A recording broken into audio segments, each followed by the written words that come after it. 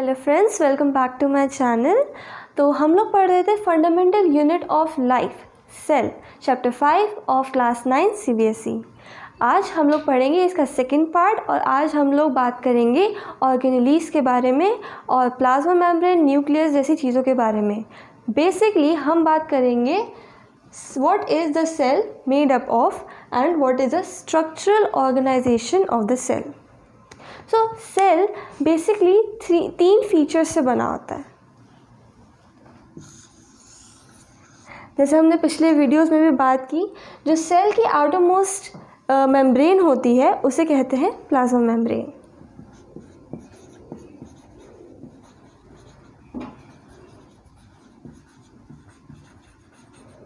और सेल का जो ब्रेन होता है वो होता है न्यूक्लियस।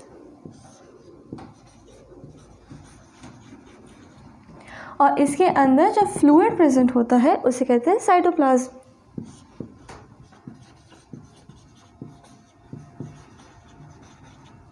इन तीन चीज़ों की वजह से ही बेसिकली जो सेल है उसका इन्वायरमेंट बनता है और इसी के अंदर अलग अलग ऑर्गेनेलीज जो है वो इंटरेक्शन करते हैं, जिसकी वजह से जो सेल है वो अपनी एक्टिविटीज़ परफॉर्म कर पाता है।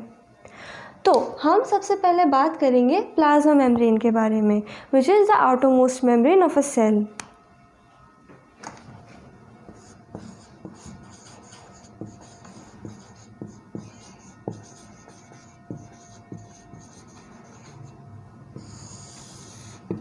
तो ये जो प्लाज्मा मेम्ब्रेन होती है ये जो है हमारे सेल की आउटर मोस्ट मेम्ब्रेन होती है। और ये जो है ये एक तरह से जैसे हमारे घर में दरवाज़ा होता है ना, बिल्कुल उस चीज़ का काम करती है। ये अलाउ करती है बहुत से सब्सटेंसेस को अंदर बाहर जाने के लिए। अब जैसे कि मैंने पिछले वीडियो में भी बात की थी, आप किसी को भी अपने घर के अंदर या बाहर ऐसे तो नहीं जाने दोगे। उसके लिए आपका दरवाज़ा होता है जहाँ पर आप देखते हो कि कुछ लोग ये अंदर आ सकते हैं, कुछ लोग ये बाहर जा सकते हैं। तो इसी तरह से प्लाज्मा मेम्ब्रेन होती है। ये इसका जो मेन फीचर होता है वो ये है कि ये सेलेक्टिवली परमिएबल मेम्ब्रेन है। इसका बहुत इम्पॉर्टेंट फीचर है।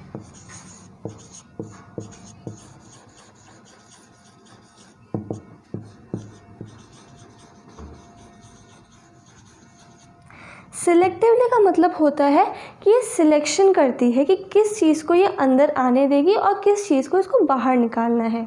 और परमिएबल का मतलब होता है कि ये अलाउ करेगी उन चीज़ों को अंदर बाहर जाने के लिए। ठीक है।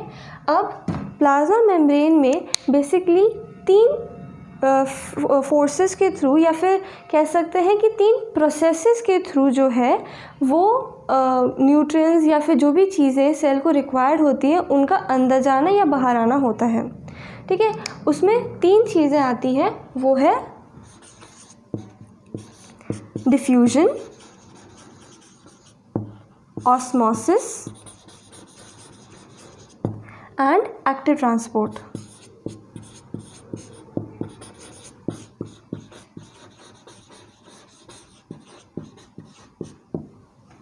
सबसे पहले बात करते हैं डिफ्यूजन के बारे में। अब डिफ्यूजन होता क्या है? Diffusion is the movement of molecules from the region of their higher concentration to the region of their lower concentration. अब कंसंट्रेशन मतलब घनत्व। फॉर एग्जांपल, अगर आपका ये रूम है, ये आपका रूम है और आप यहाँ पर बैठे हो, यहाँ पे कोई अगरबत्ती जलाता है या धूप जलाता है तो उसकी वजह से जो उनके पार्टिकल्स होते हैं ना वो इस तरह से यहाँ पर आ जाते हैं और ये इस पर्टिकुलर जगह में उनकी जो कंसंट्रेशन है, जो घनत्व है वो बढ़ जाता है इन रिस्पेक्ट टू जो पूरा का पूरा रूम का स्पेस है। तो क्या होता है, एक इक्विलिब्रियम मेंटेन करने के लिए ये जो मॉलिक्यूल्स होते हैं वो पूरे के पूरे रूम में फैल जाते हैं। ये मॉलिक्यूल इधर चला जाएगा, इधर चला जाएगा, इधर चला जाएगा। तो इस तरह से पूरे रूम में अगर आप देखोगे तो आपको, अगर आप यहाँ पर भी बैठे हो तो आपको जो अगरबत्ती है उसकी खुशबू आती है। वो क्यों आती है? इसी प्रोसेस के थ्रू आती है जिसे कहते हैं हम डिफ्यूजन। तो क्या हुआ, जिस एरिया में अगरबत्ती के जो मॉलिक्यूल्स थे, जो खुशबू के जो मॉलिक्यूल्स थे वो बहुत ज़्यादा थे, वो इस तरह से डिवाइड हो जाते हैं पूरे के पूरे रूम में, तो फिर इसे हायर कंसंट्रेशन से लोअर कंसंट्रेशन की तरफ जाना कहते हैं और इसे कहते हैं डिफ्यूजन। ठीक है, अब ये जो चीज़ है सेल में कैसे होती है। अब सेल में हम सबको पता है कि सेल का खुद का एक मेटाबॉलिज्म होता है, मतलब उसमें बहुत सी चीज़ें, बहुत से रिएक्शंस हो रहे होते हैं। तो फिर यहाँ पर जो सेल जब अपना मेटाबॉलिज्म करता है तो वो जो है कुछ बाय प्रोडक्ट्स भी बनाता है, जिसमें से एक हम बहुत अच्छे से जानते हैं, वो है CO2 यानी कि कार्बन डाइऑक्साइड।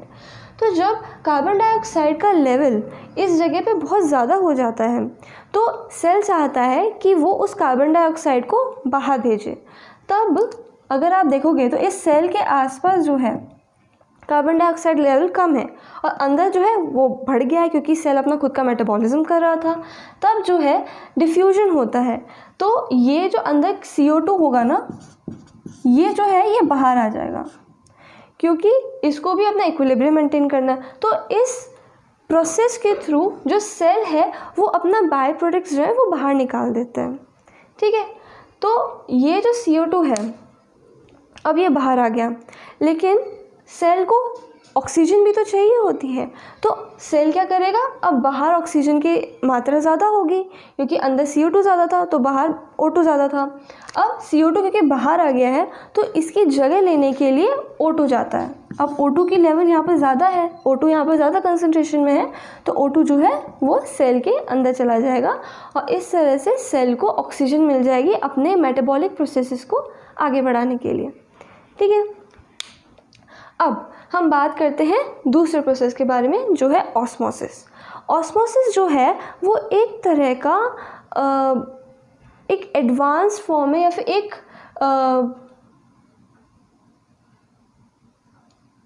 एक मॉडिफाइड जो अब हम बात करेंगे ऑस्मोसिस के बारे में।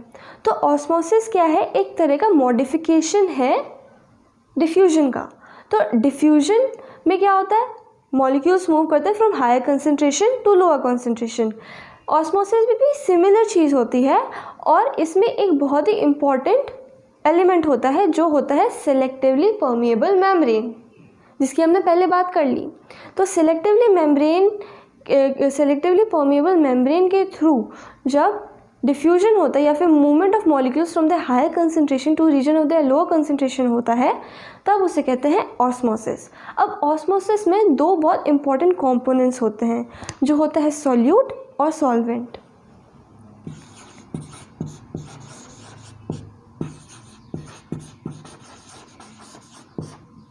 सॉल्यूट जो होता है वो usually, not always, usually it is a solid part.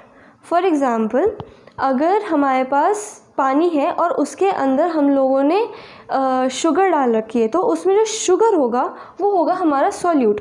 यानी कि जो चीज़ हम मिक्स कर रहे हैं, जो सॉलिड हमने मिक्स किया वो था हमारा सॉल्यूट, और जिसके अंदर घोला हमने वो था सॉल्वेंट। तो अगर हम बात करें शुगर, तो ये हो गया हमारा सॉल्यूट। अगर हम बात करें सॉल्वेंट की, तो ये हो गया हमारा वाटर। ठीक है, तो ये मिल के क्या बनाते हैं, सॉल्यूशन। तो एक सॉल्यूशन में दो कंपोनेंट्स होते हैं, सॉल्यूट और solvent. Solute is basically more frequently found as the solid part, जो यहाँ पर हमने एग्जाम्पल के तौर पे लिया शुगर। और सॉल्वेंट क्या होता है, दैट इज़ वाटर। ठीक है, जिसके अंदर हमने घोला ये होता है सॉल्वेंट, और जो चीज़ हम घोल रहे हैं वो होता है सॉल्यूट। ठीक है, अब सॉल्यूशन भी तीन तरह के होते हैं, हाइपरटोनिक, हाइपोटोनिक एंड आइसोटोनिक। अब कोई भी सॉल्यूशन हाइपरटोनिक है या हाइपोटोनिक है या आइसोटोनिक है, ये हम अंदाज़ा लगाते हैं, या ये इस बात पे डिपेंड करता है कि हम उसे किसके रिस्पेक्ट में देख रहे हैं। फॉर एग्ज़ाम्पल, अगर हमारे पास ये एक सॉल्यूशन है जिसमें वाटर है, सिर्फ वाटर है, ठीक है। अब इसके अंदर हम लोग एक रेजिन्स डाल देते हैं, ठीक है, ये हमने एक रेजिन डाल दी। अब हमको पता है कि रेजिन के अंदर जो है वो शुगर होता है, तो यहाँ पर शुगर बहुत ज़्यादा होगा और वाटर बहुत कम। तो ऑस्मोसिस के प्रिंसिपल के अकॉर्डिंग जो वाटर है वो हायर कंसंट्रेशन से लोअर कंसंट्रेशन की तरफ जाएगा। तो वाटर जो है वो जो बीकर है उसमें जो रेजिन पड़ी है उसके मेम्ब्रेन के थ्रू, जो सिलेक्टिवली परमेएबल मेम्ब्रेन है उसके थ्रू इस रेजिन के अंदर जाएगा, जिसकी वजह से जो ये रेजिन है, जो किशमिश है, वो स्वेल हो जाएगी। तो ये जो वाटर है जिसमें हमने कुछ भी सोल्यूट नहीं डाला है या फिर बहुत ही कम क्वांटिटी में जिसमें कुछ पड़ा हो सकता है, ये है हाइपोटोनिक सोल्यूशन।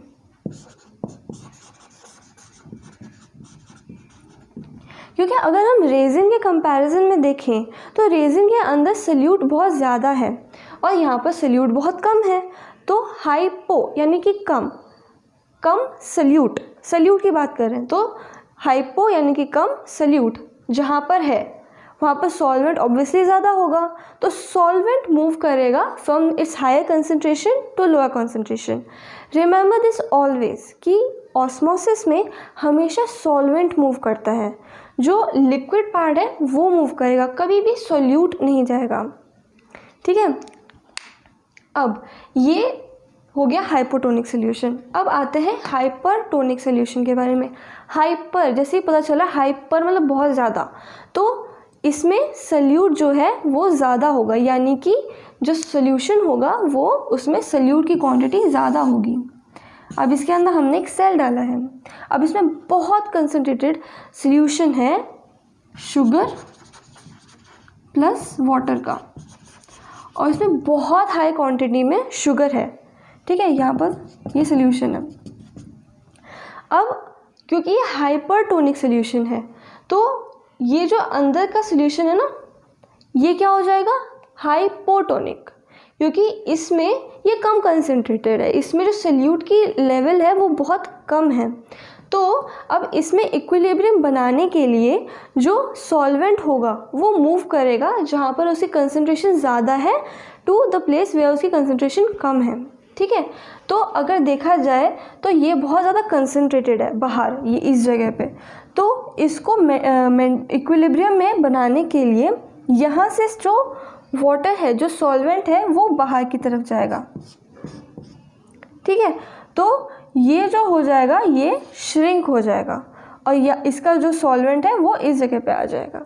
तो ये हाइपरटोनिक हो गया इस केस में। तो ये जो सोल्यूशन है ये हाइपरटोनिक हो गया, और ये जो सोल्यूशन है जो इस सेल के अंदर होगा वो हाइपोटोनिक होगा। आई होप आपको समझ आ गया होगा कि हाइपरटोनिक और हाइपोटोनिक में क्या डिफरेंस है, ठीक है। हाइपर मतलब बहुत ज़्यादा, ठीक है। तो सोल्यूट जो है वो जहाँ पर ज़्यादा होगा वहाँ पर हाइपरटोनिक सोल्यूशन होगा, ठीक है। और जहाँ पर सोल्यूट कम होगा इसके ऑपोजिट वो हाइपोटोनिक सोल्यूशन होगा, ठीक है। और हाइपोटोनिक सोल्यूशन में क्योंकि सोल्यूट कम है, सॉल्वेंट ज़्यादा है, तो मूवमेंट किसका होता है, सॉल्वेंट का। तो सॉल्वेंट जो है वो जाएगा हाइपरटोनिक के साइड में, ठीक है, through the semi permeable membrane. अब एक सिचुएशन ऐसी भी आती है जहाँ पे जो दोनों सोल्यूशन हैं उनका कंसंट्रेशन सेम होता है। जैसे ये एक सेल है, ये एक बीकर है, इसके अंदर सेल है, इसके अंदर एक सोल्यूशन है। अब ये सोल्यूशन की कंसंट्रेशन अगर इस सेल की कंसंट्रेशन के इक्वल है तब क्या होगा, तब ना ये श्रिंक होगा ना ये स्वेल होगा। लेकिन क्योंकि ये प्रोसेस एक डायनामिक प्रोसेस है, यानी कि जो कंटिन्यूसली चलता रहता है, ये एक इक्विलिब्रियम पोजीशन है, यानी कि जो वाटर मॉलिक्यूल्स हैं, जो सॉल्वेंट है, जो भी सॉल्वेंट होगा, वाटर भी ले सकता है, वो कंटिन्यूसली अंदर भी जा रहा होगा और बाहर भी आ रहा होगा। ये यूजुअली कंफ्यूज भी हो जाते हैं लोग कि क्योंकि ये सोल्यूशन जो है दोनों का वो कांस्टेंट, मतलब वो एक जैसा है, जिसे हम आइसोटोनिक सोल्यूशन भी कहते हैं, ठीक है। This is the third point, isotonic solution, जब दोनों की कंसंट्रेशन सेम होती है। लेकिन ये जो स्टेट है, दिस इज़ इक्विलिब्रियम स्टेट, और ये जो है एक डायनेमिक स्टेट है। तो ये ना तो श्रिंक होगा ना ही स्वेल होगा, तो इसके लिए कंटिन्यूसली जो सॉल्वेंट मॉलिक्यूल्स हैं वो अंदर या बाहर जा रहे होंगे, और ये इसीलिए एक डायनेमिक प्रोसेस भी है। ठीक है, बहुत सिंपल है। अब इस ऑस्मोसिस का प्लांट के बॉडी में या प्लांट के रिक्वायरमेंट बहुत ज़्यादा होता है। क्यों? क्योंकि इस प्रोसेस के थ्रू ही जो हमारे रूट्स होते हैं प्लांट्स के, वो वाटर एब्जॉर्ब करते हैं। अब जैसे कि ये हमारा प्लांट है, ये ग्राउंड हो गया, ये इसकी रूट्स हैं। अब ये जो रूट्स हैं, इसके अंदर जो सोल्यूशन है ना, इसके अंदर जो सोल्यूशन होगा, इसमें बहुत सारा सोल्यूट होगा, और जो वाटर है, जो सॉल्वेंट कंटेंट है, वो बहुत कम होगा। ठीक है, तो ये जो है यहाँ पर पानी पानी पानी यहाँ पर, और ये वाटर जो है वो इस प्लांट की रिक्वायरमेंट है क्योंकि उसको ग्रो करना है। ठीक है, तो ऑस्मोसिस के थ्रू ही जो रूट होती है वो वाटर को अपने अंदर लाने में कामयाब होती है। जो रूट होती है इसके पास बहुत सारे रूट हेयर्स होते हैं, जो उसकी एंड होती है ना, तो एंड के पास बहुत सारे रूट हेयर्स होते हैं जो कि बहुत बहुत माइन्यूट होते हैं, और इसकी वजह से ही जो है उसका सरफेस एरिया बहुत बढ़ जाता है रूट का, और जो वाटर मॉलिक्यूल्स हैं वो इजीली ऑस्मोसिस के थ्रू इस रूट के अंदर चले जाते हैं। और प्रोसेस बिल्कुल सेम होता है जैसे हमने यहाँ पर देखा, क्योंकि यहाँ पर सॉल्वेंट बहुत ज़्यादा है तो इक्विलिब्रियम में आने की कोशिश करेगा, तो इसीलिए ये जो है इस रूट के अंदर हम लोग जो वाटर है वो चला जाएगा। तो इस तरह से जो सॉइल है वो अपना वाटर अपटेक करती है। अब वाटर के अलावा जो प्लांट्स हैं उनको बहुत इंपॉर्टेंट चीज़ चाहिए होती है, वो होती है मिनरल्स। अब जैसा कि हमने देखा यहाँ पर तो ऑलरेडी मिनरल्स हैं, और अगर देखा जाए तो सॉइल में रूट के मुकाबले काफ़ी कम मिनरल्स होते हैं। अगर कंसंट्रेशन की बात की जाए तो वहाँ पर ऑस्मोसिस काम नहीं आता है, वहाँ पर एक अलग प्रोसेस होता है जिसे कहते हैं एक्टिव ट्रांसपोर्ट। एक्टिव ट्रांसपोर्ट इन दोनों से बहुत अलग है, क्योंकि ये एक लौता ऐसा प्रोसेस है जिसमें एनर्जी का यूज़ होता है। ऑस्मोसिस एक ऐसा प्रोसेस है जिसमें प्लांट को कोई एनर्जी नहीं लगानी पड़ती, वो ऑटोमेटिकली जो वाटर मॉलिक्यूल्स हैं वो रूट हेयर में चले जाते हैं और इसके थ्रू ऊपर अपना लीव्स में चले जाते हैं और वहाँ पर खाना बन जाता है। लेकिन अगर न्यूट्रिएंट्स की बात की जाए तो वहाँ पे प्लांट को एनर्जी यूज़ करनी पड़ती है और एक्टिवली ट्रांसपोर्ट करना पड़ता है न्यूट्रिएंट्स को from the soil to the root. तो इस तरह से जो न्यूट्रिएंट्स हैं उसको सॉइल एब्जॉर्ब करता है। ठीक है, तो आज हमने क्या पढ़ा? प्लाज्मा मेम्ब्रेन के बारे में। Plasma membrane is the outermost membrane of the cell. ये क्या है? सिलेक्टिवली परमिएबल होती है, यानी कि ये कुछ ही चीज़ों को अपने अंदर या बाहर आने देती है। ठीक है, अब इसमें 3 प्रोसेसेस हमने पढ़े आज। सबसे पहला है diffusion, movement of molecules from the region of the high concentration to the region of the lower concentration is called diffusion. Simple. अब डिफ्यूजन का ही एक स्पेशल केस आता है जिसे हम कहते हैं ऑस्मोसिस। अब ऑस्मोसिस क्या है? Region of molecules from the region of the high concentration to the region of the lower concentration through a semi permeable membrane. Very important. और थर्ड पॉइंट हमने पढ़ा active transport. Active transport is a process जिसमें जो molecules हैं they move from the region of the lower concentration to the region of the high concentration by the use of energy. क्योंकि कोई भी चीज़ naturally higher concentration से lower concentration ही जाती है, उसे लोअर कंसंट्रेशन से हायर कंसंट्रेशन में ले जाने के लिए एनर्जी यूज़ करनी पड़ती है। जैसे कि हम लोग कोई पंप लगा रहे हों और उस पंप को मारने के लिए हमें एनर्जी चाहिए होती है जो कि प्लांट लगाता है। तो ये होता है एक्टिव ट्रांसपोर्ट। अब जो हमारी प्लाज्मा मेम्ब्रेन है वो बहुत ही माइन्यूट होती है। अगर सेल को देखने के लिए हमें कंपाउंड माइक्रोस्कोप लगता है तो एक प्लाज्मा मेम्ब्रेन को प्रॉपरली देखने के लिए हमें इलेक्ट्रॉन माइक्रोस्कोप की ज़रूरत पड़ती है। जो ये प्लाज्मा मेम्ब्रेन है ये यूजुअली लिपिड्स और प्रोटीन्स से बनती है।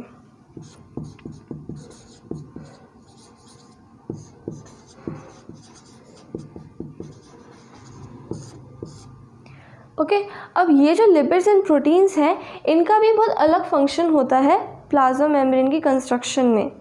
ये हम अब आगे पढ़ेंगे क्लासेस में। अब ये जो प्लाज्मा मेम्ब्रेन है ये बहुत माइन्यूट होती हैं, इस वजह से ही ये बहुत ज़्यादा फ्लेक्सिबल भी होती है, यानी कि ये आराम से मुड़ जाती है। अब अगर हम बात करें अमीबा की, तो हमने पिछली क्लास में भी पढ़ा था कि जो अमीबा है उसका जो शेप है वो बहुत इरेगुलर होता है। जैसे कभी अगर वो इस शेप में होगा तो उसे कुछ टाइम बाद ही वो इस शेप में हो जाएगा, तो उसकी शेप का कोई फिक्स्ड टाइप नहीं है, वो इरेगुलर शेप में पाया जाता है। और वो इसीलिए क्योंकि उसकी जो प्लाज्मा मेम्ब्रेन है वो बहुत ज़्यादा फ्लेक्सिबल होती है, ठीक है। और इस फ्लेक्सिबिलिटी के थ्रू ही वो जो है वो अपना खाना खा सकता है।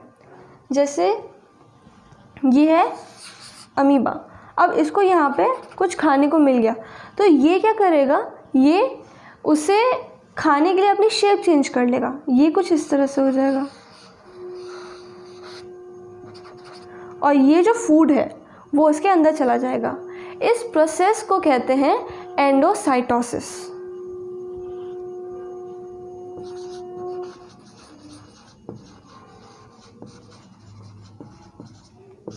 और इस प्रोसेस के थ्रू ही जो अमीबा है वो अपना फूड इनटेक करता है। So this was about today's video. अगर आपको मेरा वीडियो अच्छा लगे तो इसे लाइक करें, कमेंट सेक्शन में इसके बारे में कमेंट भी करें। अगर आपको क्वेरीज़ हैं तो ज़रूर कमेंट सेक्शन में पूछें, मैं ज़रूर आंसर करूँगी।